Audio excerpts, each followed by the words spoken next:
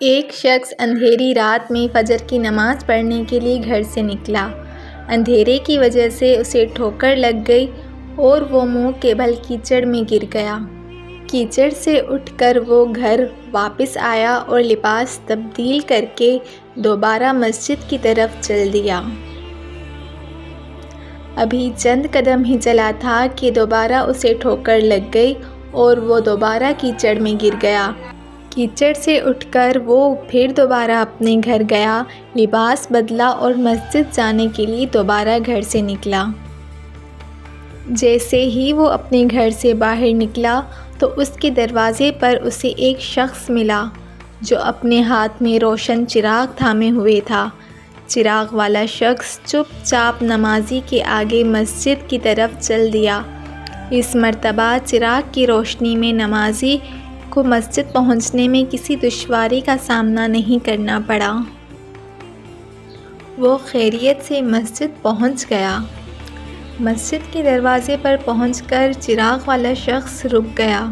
نمازی اسے چھوڑ کر مسجد داخل ہو گیا اور نماز ادا کرنے لگا۔ نماز سے فارغ ہو کر وہ مسجد کے باہر آیا تو وہ چراغ والا شخص اس کا انتظار کر رہا تھا تاکہ اس نمازی کو چراغ کی روشنی میں گھر چھوڑ آئے۔ جب نمازی گھر پہنچ گیا تو نمازی نے اجنبی شخص سے پوچھا، آپ کون ہیں؟ اجنبی بولا، سچ بتاؤں تو میں ابلیس ہوں۔ نمازی کی تو حیرت کی انتہا نہ رہی۔ اس اجنبی کی یہ بات سن کر نمازی سوچنے لگا، ابلیس شیطان کیسے مجھے مسجد تک چھوڑ سکتا ہے؟ اس کا کام تو لوگوں کو بہکانا ہے۔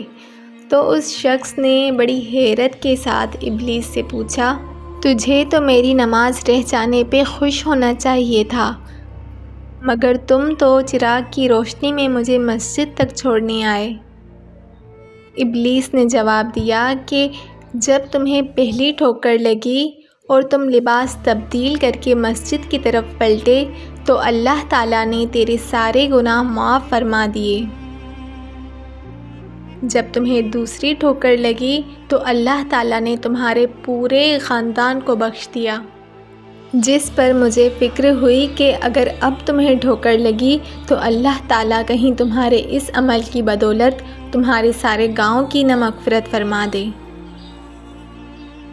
اس لیے میں چراغ لے کر آیا ہوں کہ تم بغیر گرے مسجد تک پہنچ جاؤ۔ اس شخص نے جیسے ہی یہ بات سنی تو اس نے اللہ تعالیٰ کی بارگاہ میں اپنا سر جھکا کر اللہ کا شکر ادا کیا۔ تو محترم خواتین و حضرات، یہ ہے ہمارے رب کی شان، سبحان اللہ۔